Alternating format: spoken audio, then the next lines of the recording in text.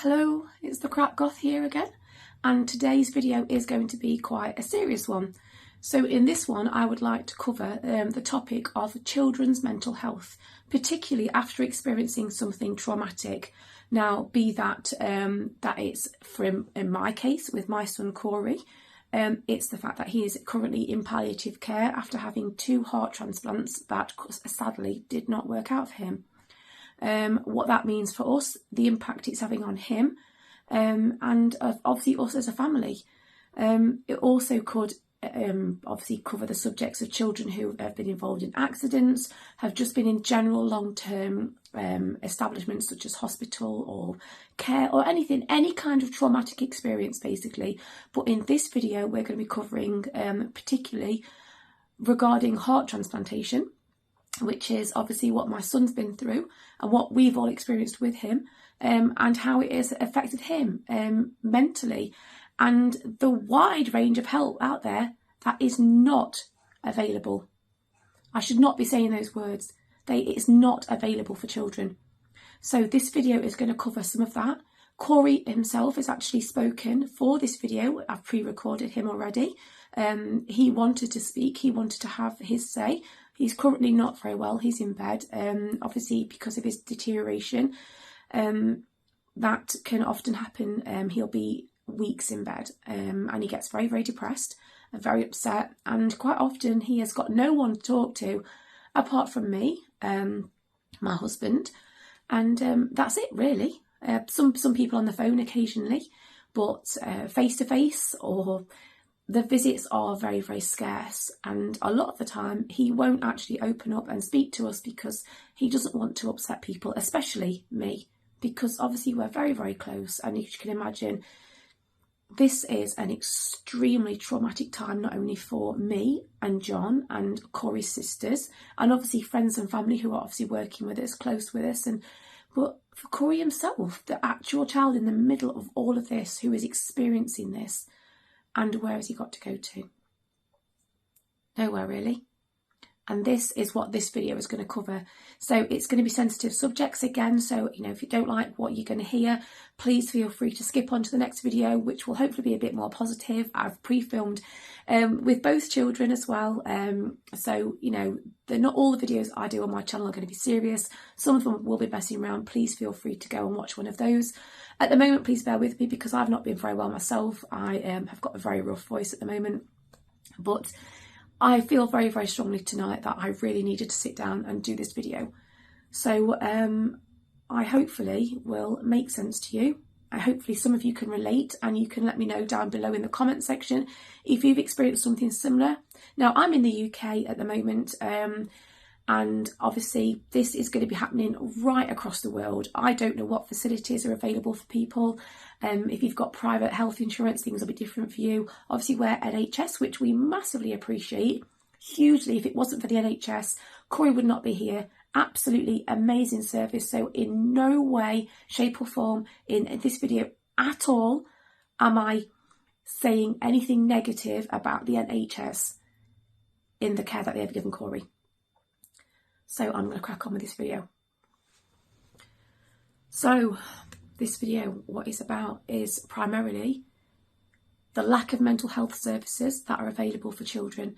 Now, the area of the UK that I live in, I happen to have a very good mental health system. So I myself am under mental health care for adults. So I have schizophrenia. I also have severe anxiety. I have a lot of help with that. I'm quite open. There has been a previous video gone up about my own mental health. I think it's called Ditsy Pixie. If you want to go and check that out, that's absolutely fine. This is nothing to do with me whatsoever. This is nothing to do with my mental health or anything else. This is to do with what I feel, what my husband feels, and what more importantly Kori feels, which is my son. He feels is a lack of support post coming out of hospital. So a quick backstory for those people who are new to the channel, who haven't seen my son's YouTube channel, which is Crack in the Box, where there is a video on there called Kori's Story that explains in depth, not one for children to watch, all about Kori's backstory. So very quickly here, a recap is Kori was born with a condition called hypoplastic left heart syndrome. where essentially he did not have the left-hand side of his heart that was functioning. It was pretty much non-existent. He went through a lifetime of open heart surgeries, and then at the ages of 6 and 8 underwent heart transplants, both of which sadly have not worked out for him. He is now in palliative care. Now, at the moment, he's in palliative care at home. I'm his primary caregiver. My husband obviously helps me out when I'm too tired to do it or I'm too emotionally drained. So we do obviously help each other with that. We are not saying there's no help out there at all. So we are told on a regular basis that we can ring the hospital that has been looking after Kori for the past few years with his transplants. They are an incredible hospital. We cannot fault them at all. Obviously, they are miles away from us. They're a good 3.5 to 4 hours away from where we live. So they're not local to us at all. And Kori's now under palliative care. So he is actually under a child's palliative care service, which they also don't have anything of in the area that we live in. There is nothing for children at all. No palliative care nurses, no palliative care facilities, nothing. So if Kori wants any help, which we are under a wonderful hospice called Rainbows, and that's in Loughborough in the UK. So that's about a 40 to 45 minute car journey away. And they are absolutely incredible. Their facilities are fantastic. The people who work there are incredible. Kori and I go for regular stays. Now, we've been several times and Kori's been gone there for respite care, which is just basically, just going for a few days away, going for a little bit of time out. Not all hospices around the world are the same. I understand, have to speak to some people in America. American hospices are quite formal, quite medical based. Rainbows, we're probably lucky to have them. Well, we are lucky to have them, to be fair. They're not like that at all. They are very fun-filled places. It's not just a place where somebody goes to end their life. It's a place where families can go and be together. So they do supply family flats, so you can all be together. They supply holidays for the children. They can have little breaks away. So it's just Kori and myself who go. We go and stay there for a few days by ourselves. I sleep in the same room as Kori. We can do baking together. We can go and play in the playground there. They have swimming pools, cinemas, lots of things. Again, if you go onto Kori's channel, there is a hospice video where he is showing you around, and it is amazing. I think it's called Rainbows. It's fantastic. Please feel free to check out that video if you want to go and have a look what that's all about as well. The big thing which bothers us is that Kori, as well as thousands upon thousands of other children across the world, has gone through some pretty traumatic things. So obviously multiple surgeries, living in hospital for years, basically. If spread over his 11 years he's been alive, he's been in hospital for many, many years. The longest time we spent in hospital was about 7 months in one go. And obviously it's not an easy thing to go through whatsoever for any of us. So Kori has been through 2 major surgeries, which were heart transplants. His first one, I say it was pretty straightforward. I don't think any transplant is straightforward. And there's a lot of misconception that goes along with transplantation across the board, really. And this is going from talking to people. So first-hand experience of, if you've had a transplant, people think once you've had the transplant and you go home that you're fixed. And it's not quite that simple. So there are absolutely months and months and months worth of visiting hospitals every week. Now, some of these hospitals, like us, are hundreds of miles away. So we were getting up at 4:30 in the morning, travelling for up to 4 hours, depending on traffic, then having to go into the hospital, Kori having to have scans, blood tests, ECGs, all these different tests. When he's exhausted, he's recovering from major surgery. Obviously, he's traumatised from being in hospital anyway. And people have to sometimes fly to hospital. So people who are in Ireland, who attend, for example, Newcastle or London even, they'll have to fly in mostly. And it's just a big traumatic thing in itself, post-transplant, to come home to then have to do weekly visits to hospital, which then it does gradually go over time to fortnightly and then monthly and then every 3 months, 6 months. I suppose it all depends on the child, the individual child.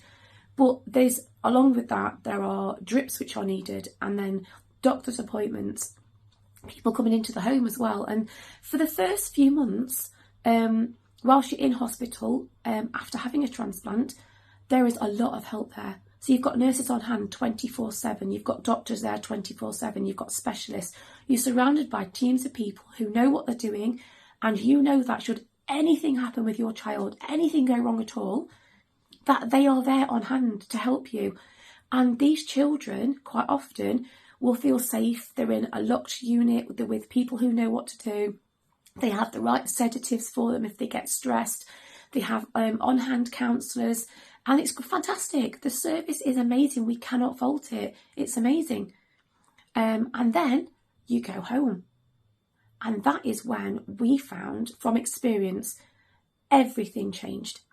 So we were essentially promised that we would be fully supported. And don't get me wrong, like I said, you know, when you're first attending hospital after having, for example, a heart transplant, like Kori has had a couple, the second transplant was very, very, very hard for him. Before he even had his transplant, he was put onto VADS and put onto the burning heart. He had to have multiple operations, and he came out of that having to learn to walk from scratch because he was in a coma for a very long time. He was like a little skeleton. He couldn't support his body weight. He had to learn to walk with a walking frame. He had to learn to breathe again because he was on a tracheostomy. He had to learn to speak. So he had to learn to eat and drink. And it was just really, really traumatic for him. All of those experiences. Not to mention the extremely, very, very traumatic experiences of when he was semi-awake, when he had breathing tubes. He was half awake. He was on a ventilator. He had cannulas going to his neck, his wrists, his feet, his legs. He had gigantic chest strains coming out of his chest, his stomach. He was on attached to machinery. And he did say a few times that he wanted to die. You know, and at that point, he was what, 9 years old? 8, 9 years old? And I mean, as an adult going through that is bad enough, but a child, you know, and then obviously to come home and for those few first months have intensive input through doctors and nurses and, you know, you're safe. And then all of a sudden it seems to all just back off and you're left on your own. And that is where we are at the moment. So Kori is, he had his last transplant in 2020 and we are now in 2023. He is now in palliative care. There's nothing more that can be done for him. His body isn't strong enough to handle another transplant, which he probably needs to survive. He doesn't want to do it either. So now we have an 11-year-old boy who knows he's going to pass away. He's at home at the moment in care here, under my care. He goes for occasional stays at the hospice, which so far have been fun, but have now just been stepped up to maintenance care because his body isn't doing very well, unfortunately. And he's starting to deteriorate quite a lot, both mentally and physically. So the purpose of this video, so that was obviously a bit of a backstory. So the actual purpose of this video is to highlight the fact that there is not enough help out there for children who have come out of traumatic experiences such as Kori. So if you want to see a child psychologist, you can see a child psychologist. That's fantastic. You can have help. There might be an 18-month waiting list for it, but, you know, hey, the kids can wait. That's fine. You know, they'll just manage. It's not a problem. You know, they come home. They're 9 till 5. You know, if you've got a problem, you can ring somebody. You know, don't get me wrong. We have phone numbers. We have a list of phone numbers we can ring. We can ring the hospital. We can ring the ward if you want to, which is obviously up in Newcastle. They are, say again, they're amazing people. We're not at all saying that they're not being supportive, but they are hundreds of miles away from us. They can't actually help now. Now, sometimes these children need more than just a phone call. They need more than just a Zoom call for 15 minutes. They actually need somebody who's going to sit face to face with them, potentially hold their hands, act like a compassionate human being, say, look, we know how you feel. And a lot of the time you get people who haven't got a bloody clue how these kids feel because they haven't been through it. So it is all well and good to kind of say to your GP, and for those people who aren't in the UK, you might not call them a GP, general practitioner, your doctor. So you've got a problem, you go and see your doctor, you have a chat with them, you think your child's depressed, they're having panic attacks, they've got really bad anxiety, They're not sleeping. They're having nightmares. They're wetting the bed. All things that Kori is experiencing. And what help is he getting? Pretty much none is the answer to that. He's been asking for months to have something like child diazepam, which he was having in hospital because he has panic attacks so bad he vomits. He sits up at night time, 2, 3 o'clock in the morning, crying his eyes out because he's scared he's going to die. He doesn't know when he's going to die. He's holding my hands. I'm up all through the night with him, pretty much most nights. I'm exhausted. I have people saying to me, why don't you get a nurse in to come and sit with him so you can rest? And you know something? There's not the resources there. There's nothing. Like in our area, when we came home with a child in palliative care, and to be told there is absolutely no services at all for anything to do with kids in palliative care, I was gobsmacked. I mean, this is not a taboo thing. Children get really sick all the time. And we live near some pretty major cities, and there's nothing. There's nothing there. I mean, adults have it, and that's fantastic, and I'm really happy for them. But at the moment, I have an 11-year-old boy who is upstairs right now, not very well, scared of dying. He has no one he can turn to because actually the services which have been offered countless times either suddenly just up and leave, or the waiting lists are too long, or they come and see you for a little while and then they stop. Now, my little boy's life is coming to its end. And I'm supposed to cope with that as a grown-up and be strong for him. And he's upstairs terrified. And I've got to reassure him that it's okay, that there's going to be people there, he's not on his own. And he's not wanting to talk to me because he sees that I cry. How can I not cry? My son is up there and he's holding onto his teddy bear because he's scared of every time he's having a coughing fit that his heart's going to stop and he's going to die. And he's upstairs saying, Mummy, I need to talk to somebody. I can't cope. He's got really bad anxiety. You can see him physically hyperventilating. And I know what that's like because I have anxiety. But to try and talk down my child while I'm trying to hold back the tears and I'm not qualified and I haven't got the resources to give him to calm him down apart from to drug him. And that's not what he wants. He doesn't want to be drugged. He wants somebody to talk to. And there is nothing out there for kids like this. And it's wrong. It's really difficult. And I don't know if any of you have experienced the same kind of thing where yourself as an adult or your child has gone through something really traumatic. Now, whether that's the loss of a parent, whether it's an accident, like I said, whether it's lengthy hospital stays, invasive procedures, whatever the circumstances are, and you're promised basically everything, that there will be full support for when you go home. And you go home with the confidence knowing that you're not on your own, that you're going to have all this backup.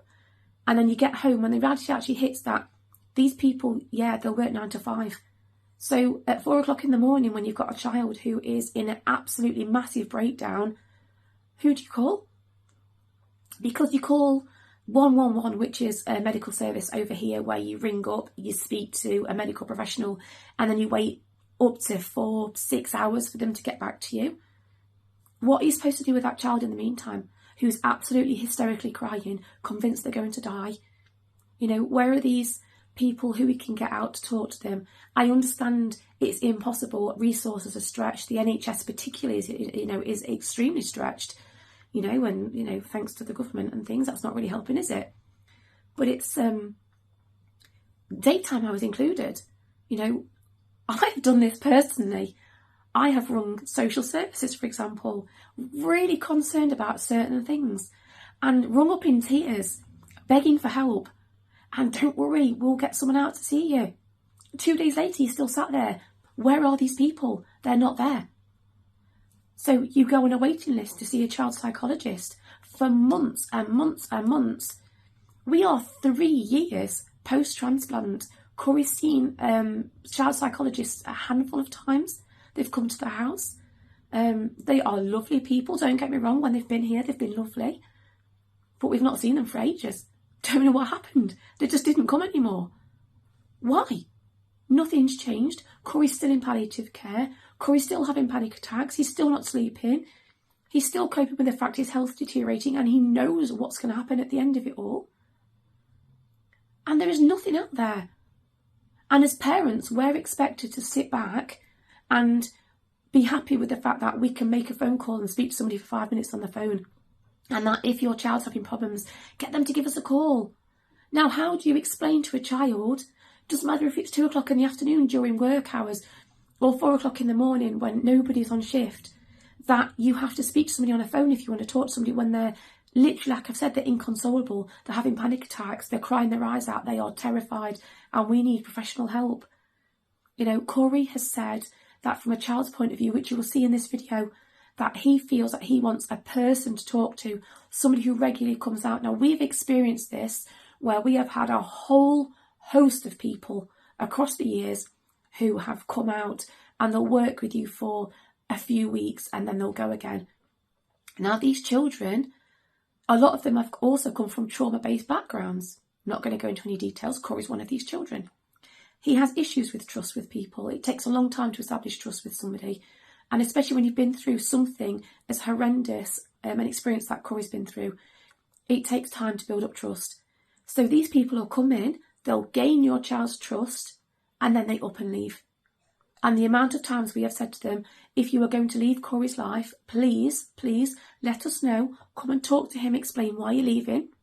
Explain the fact you're only here for a certain amount of weeks or what you're going to be doing with him, and then leave in a good manner. And this pretty much has been not the case 80% of the time. People have come in for a few weeks and then gone off for personal reasons, which they can't help. Obviously, COVID didn't help the situation, and we obviously came out in the middle of COVID. But obviously, since then, we've had people come and go all the time, and he's just left on his own. And my problem right now is the fact that I think that there should be some kind of support system put in place, especially for children who have been through really traumatic experiences, like Kori has, and that there is not enough out there to help these children. There's not enough put in place.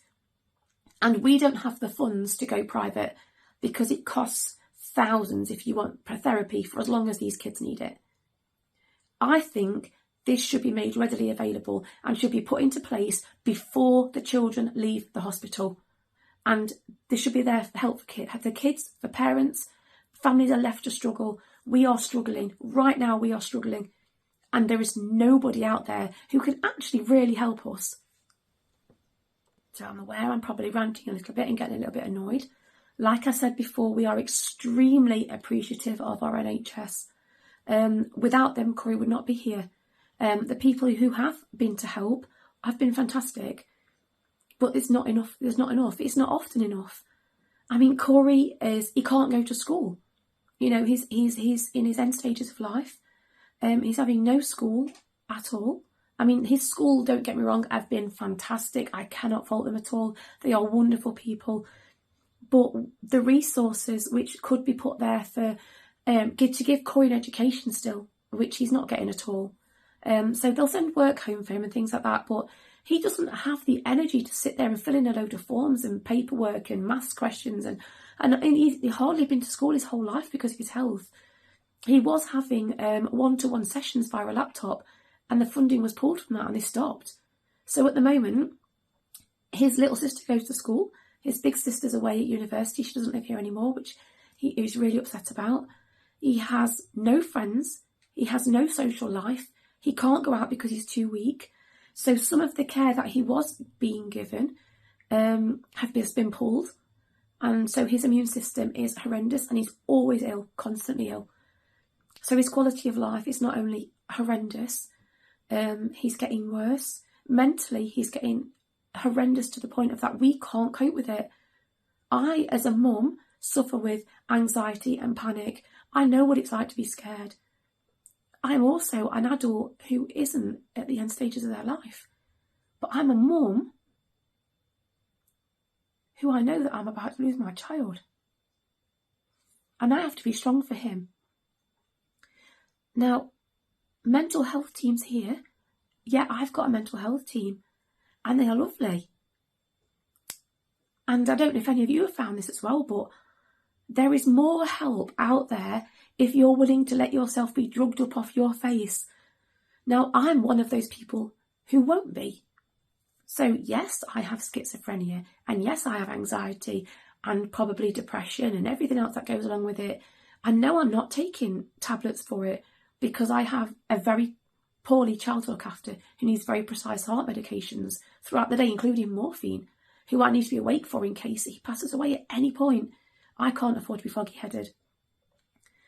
So the help that I could be getting pretty much drops away because I won't be medicated. So with Kori, who was asked to be medicated, please can he have something for anxiety?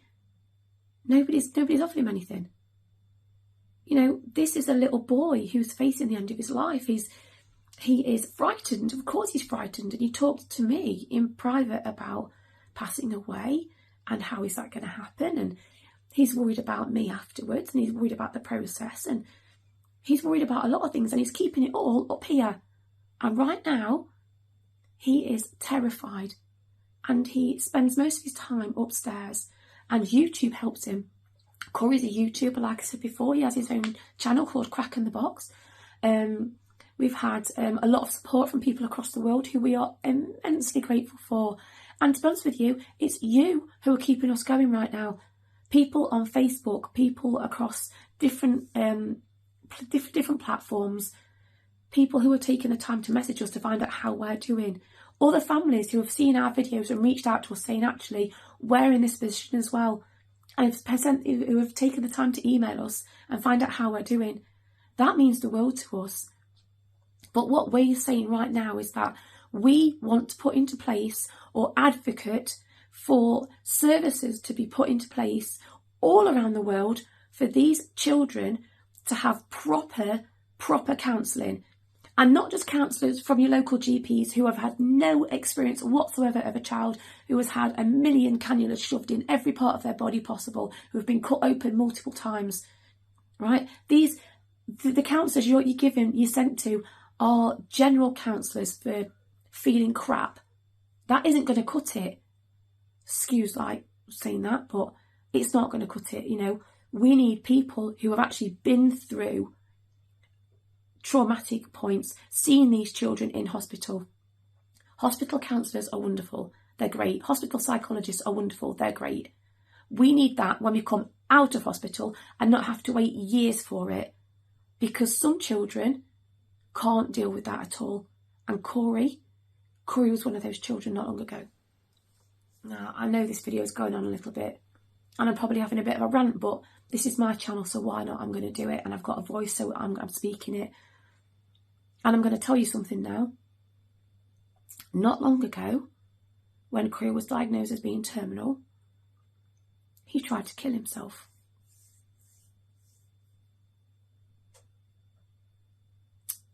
My little boy, because everybody kept walking in and out of his life, and nobody was sticking around, and nobody was listening to him, and they were offering him occasional phone calls and occasional visits, but nothing regular. The same person just wouldn't be there. People walking in and out all the time, and he had nowhere to turn to, and he was desperate. And he found out he was going to pass away, and he opened the front door and waited for a lorry to come down the street. And then he ran. He ran really fast. Luckily, we've got a long driveway, so I was able to run out there in bare feet and grab him by the clothes. I grabbed him by his hoodie, and the bottom of his hoodie. I ran so fast, and I grabbed him by those clothes and I dragged him back in the house backwards. And I locked the front door and I barricaded the front door. And I had him hitting me and punching me and screaming at me that he wanted to die. And why is this? Because there are no flaming services available for these kids who need it. If you want anything, you have to beg for it. You can give us a phone number. Oh, well, yeah. Oh, I rang up social services. I rang them up and said my child has tried to kill himself. We didn't see anybody for 3 flaming days. You know what they said? Take him to hospital. Take a kid in palliative care in the end stages of his life who is sobbing and beating me and doesn't know what to do and is in a complete and utter mess, put him in a car, take him in the height of COVID to an A&E section and make him wait to see somebody, to have him mentally assessed. Not, hang on a second, we'll send somebody around to talk to him. Not kind of, we'll send, a police officer around to keep him safe, or we'll send somebody around as soon as we can, or we'll send an out-of-hours doctor because we know that this kid's in palliative care and he's registered with us as being in end stages of his life. None of that. None of it. See you in a few days. It's fine. And then, when those 3 days have passed and Kori's calmed down, and he's autistic as well, by the way, so he doesn't always understand. He's a very clever kid, and you would have seen him on his videos. But when they come out days later and then they try and talk to him, he's already come down from that. And he doesn't understand why people weren't there. So he shuts down. And then because he shuts down, people assume he doesn't need help. Well, he's fine, isn't he fine? He's a lovely lad, or he's chirpy, isn't he happy, isn't he bright? Yeah, because we have been the ones to sit there and pin him down to the floor, not hurting him, to stop him from hurting himself. Hiding kitchen knives because he wants to stab himself.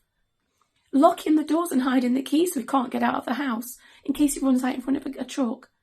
It's us as parents. We have to deal with that because there is no services out there. A phone call isn't always enough. An email address isn't always enough. These children, they need people. They need actual real life people who are going to stick with them long term and talk to them. Now, we've just got this at the hospice where they're actually offering to come out to the house. Kori, we don't know how long he's got left. And he's had to get to the situation where he's actually referred to a hospice to get this help because it's not available. And that is wrong, and we need to put a stop to that. So whatever we need to do, I want to be an advocate for getting some kind of support network in place for families like us. And I'm willing to go and do whatever it takes to set up email addresses, set up proper websites, and I'll find out how to do that. It's going to take me a while.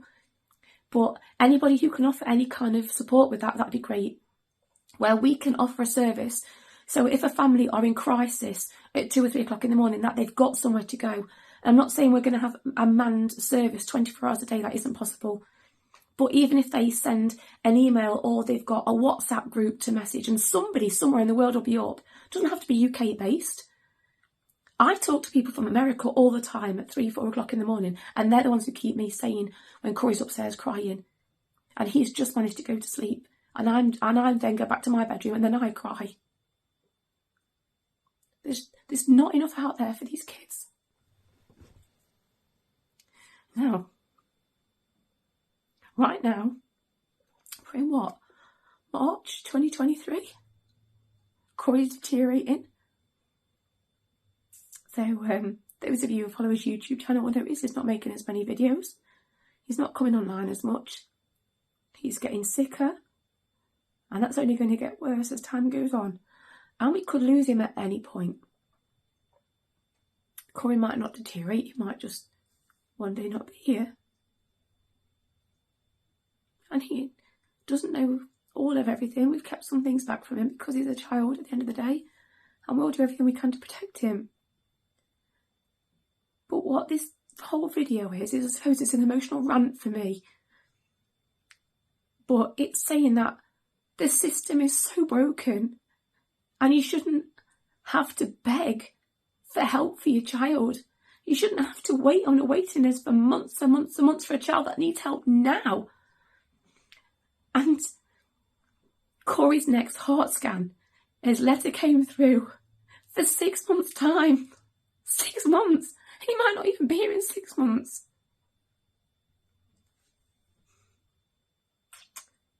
The point is, kids across the world are suffering in silence. They don't want to come to their parents or their caregivers because they don't want to upset us. They quite often will take their own lives. If I hadn't been near that front door, Kori wouldn't be here. I just happened to be downstairs in the hallway when he ran out. And there was no indication he just ran from downstairs and straight out because he's got the front bedrooms. He can see what's coming down the road. We live on a big long road. He can see. These kids are taking their lives. These kids are suffering because the system is so fooked up that there is not enough help out there for these kids and something has to change. So if any of you out there watching this video right now agree with me or have experienced something similar where you feel let down by the system, you feel as though there's no support in place for your children, get in contact with me, please. Drop some comments down below. Let's do something together. We need to stand up now. And I don't care where in the world you are, because this is not just a UK problem. This is worldwide. Okay?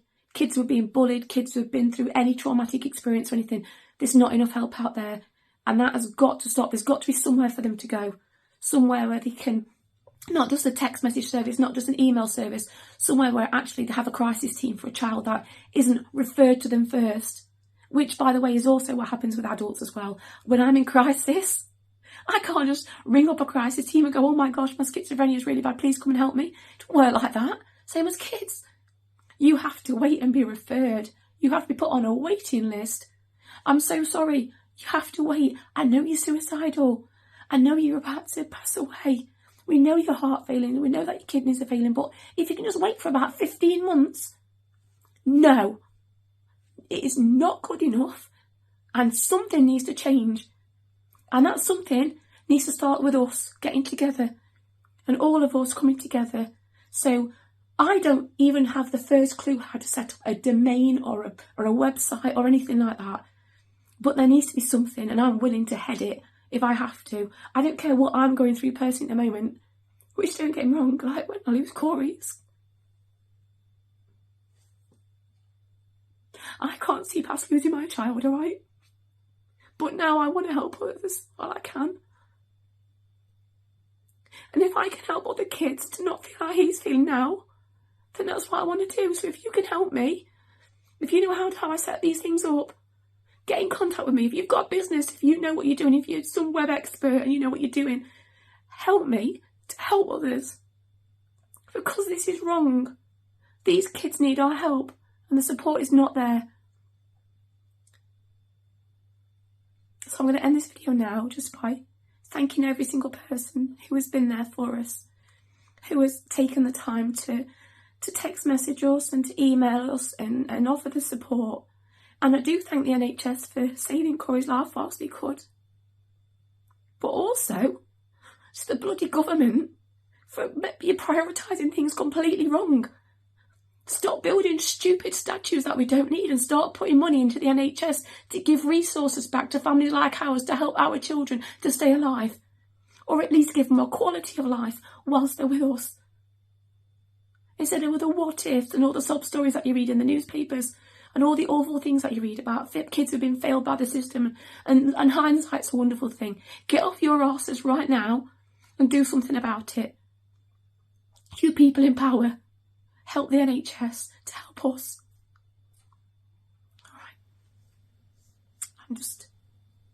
I'm sorry for ranting, but I think this is a really serious thing that needs to be raised.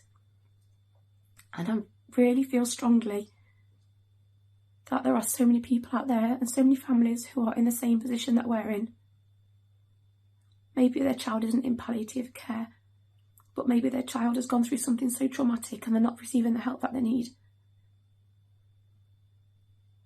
If you can help, if you've got some kind of experience, if you're a counsellor yourself, if you know anybody who can help, please pop a comment down below. Contact me through Facebook. I'm under The Crap Goth on Facebook. We're on TikTok as The Crap Goth / Crack in the Box. You know, if you can find me on a platform, do it. You know, all I want to do is make sure that these children are safe. And I feel that they're being failed. So I am going to end this video now by thanking all of those people who do care, and those people who are fighting, and to all you people who are going through what we're going through and your hearts are breaking just as much as ours are.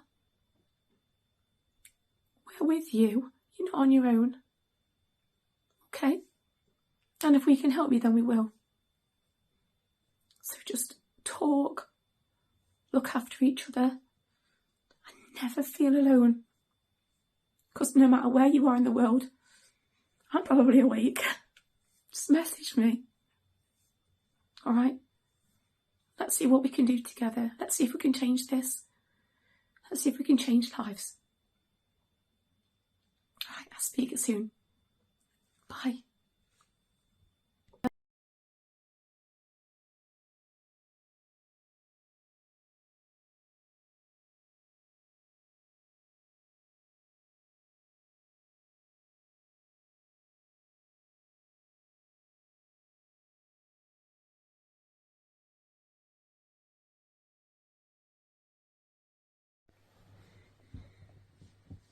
It's alright. Okay. You're okay. It's alright. What's making you sad? Everything. Sometimes it becomes too much, doesn't it? I have had Kori's permission to turn the camera back on. But I think it's important that you can all see this is not an easy journey, is it, baby? No. So come here, come on. It's okay, it's okay, it's okay. It's alright. It's alright, it's okay. It's alright. I'm stopping the video. I'm just stopping the video, okay? Stopping. Hey matey. Hey. So am I okay to ask you a couple of questions? Yeah. So you know the video that I'm making, don't you, and what it's about? Yeah. Okay, so we all know from people who watch the videos, we know that you are currently in palliative care. Yeah? Yeah. Alright, Todd, are you okay to carry on? Yeah. Right. Okay. The questions that I'm trying to find out, because I'm trying to get more help for more families out there. Okay. So thinking back from when we found out how poorly you were, yeah, to coming home, do you feel in a mental health way, and you understand what mental health is, don't you? Yeah. Do you feel mentally as though you're supported? No. No? No. What would you like to see more for kids you? So how you're feeling now, what would you like? What would you feel better? Just to stop feeling awful every single day, and to stop feeling awful every day, and to just have someone to talk to.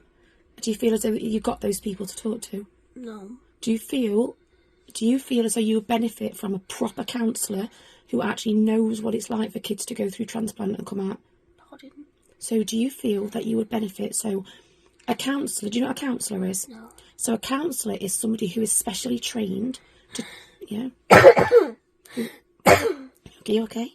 Yeah. So a counsellor is somebody who is specially trained to talk to people who have dealt with certain things. So, like, I've got mental health problems, yeah? So a counsellor, obviously, and I've lost my mum. So when my mum passed away, I saw somebody who specialises in talking to people who have lost people. Or if somebody has an accident and it scared them and they don't want to go out, they talk to somebody who specialises in helping people to get confidence. Do you think that it would be better if you and other children who come out from transplant had special people to talk to after they come home? Yes. Okay. Yes, Because in hospital you were supported, weren't you? Yeah. Yeah.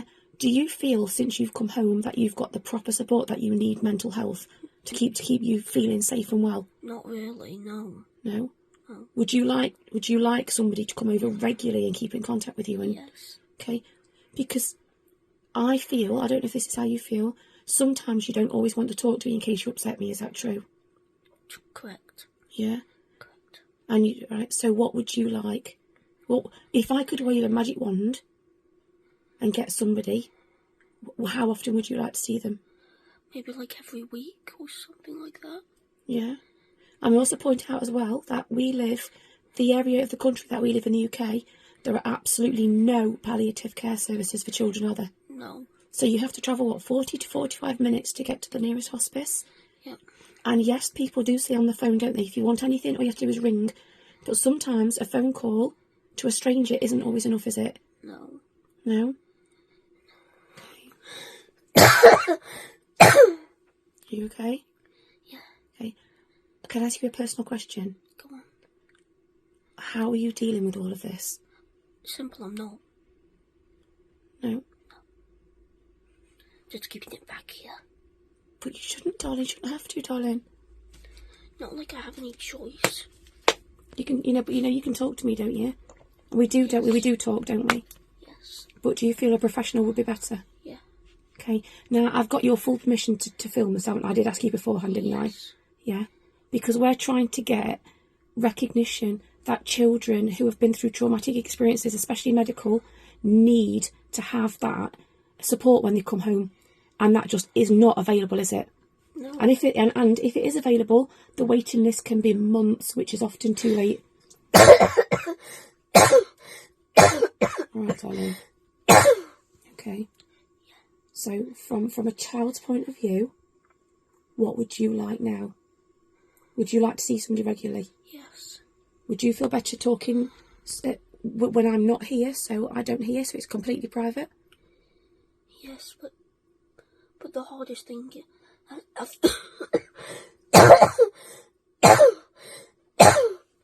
think the hardest thing about it is trust. Yeah. So, what are your experiences with that as well? Actually, I'm glad you've got into that, the trust thing. Hang on just a second. Sorry, we broke because you coughed a bit, didn't you? So, trust-wise, you've actually had some issues, haven't we? Yeah. How many people have you had working with you since getting out of hospital? Like 15. Right. And what happens? They're there for 1 or 2 months and go, yeah, I'm going to see you every week or something. Then they see me less and less, and then next thing I know, they just bugger off. They just walk out, don't they? Yep. So you've had support workers who have promised you that they'll work with you for months, haven't they? And within 2 weeks, they'll just leave. And and often with no notice at all, they just get up and go. And it is really hard, isn't it? So you've had problems, haven't you, in your childhood of trusting people, especially men. But people in general, it's hard, isn't it, to build up that relationship with somebody. And like you just said, they just get up and they just leave. And then somebody else comes in. And then somebody else comes in and somebody else comes in. So consistency. So if people are going to be there, you need somebody who's going to be there and stick with you. Yeah?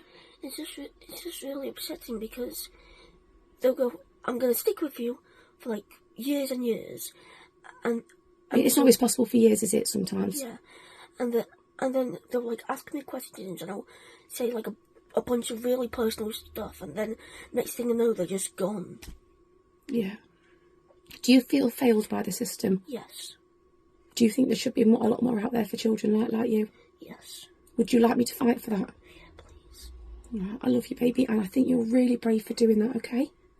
All right, sweetheart.